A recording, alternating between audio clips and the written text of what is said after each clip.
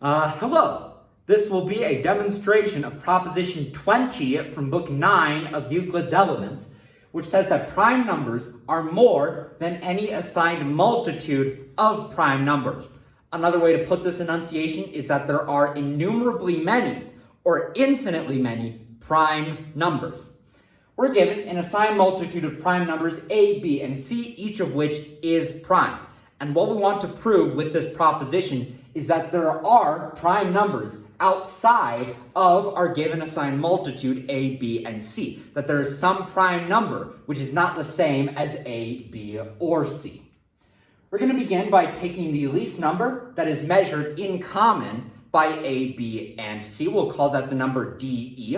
In other words, DE will be the least common multiple of A, B, and C. And we can, of course, take DE according to Proposition 736.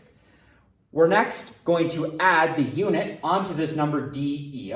So we'll have the number EF, which is the sum of the number DE, and the unit DF. Now, it is either the case that this number EF is prime, or it is measured by some prime number. That's what Proposition 732 tells us. If it is prime, then we've proved that which we set out to prove, because EF is obviously not the same as A, B, or C. So if it is prime, then there are more prime numbers than our given assigned multitude of prime numbers, so QED.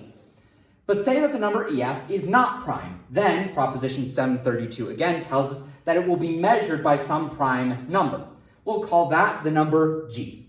Now, the number G we want to prove is not the same as A, B, or C. For say that it is, if the number G is the same with one of our given prime numbers A, B, or C, then it will obviously measure the number DE, which is measured by A, B, and C. So if G is the same as any of them, then it'll measure DE. But we also know from our fourth step, we made GE such that it measures EF. So because it measures EF and it measures DE, it is obvious that it will measure their difference. That's a simple property of numbers. For example, 3 measures 18. 3 also measures 6. Therefore, 3 measures 18 minus 6, which is 12. So G, measuring both DE and EF, will measure the difference of EF from DE, which is just the unit DF. So a number G will measure the unit DF, which is impossible. No number measures the unit by definition. And so if the number G is the same as A, B, or C, then the number G both measures the unit DF and it does not measure the unit DF, which is obviously absurd. And so we can conclude that the number G is not the same as A, B, or C, which then of course means that there are more prime numbers than our given assigned multitude, because we've just found a prime number G that is not the same as A, B, or C. And so we've successfully proven that there are more prime numbers than any given assigned multitude, or in other words, that there are infinitely many, innumerably many prime numbers, which is what we set out to prove. Therefore, etc., QED.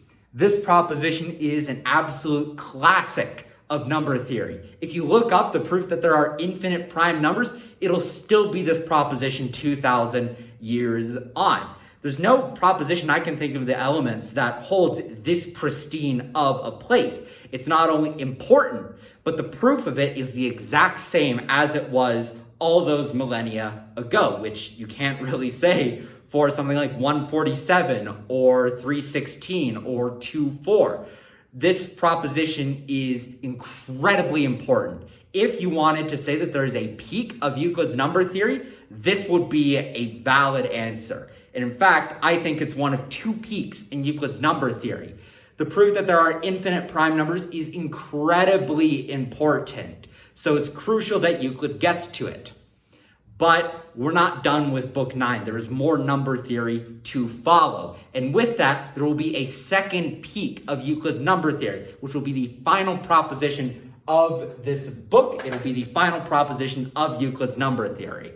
So having gone through this proposition, I will end the video here and move on to Proposition 9.21.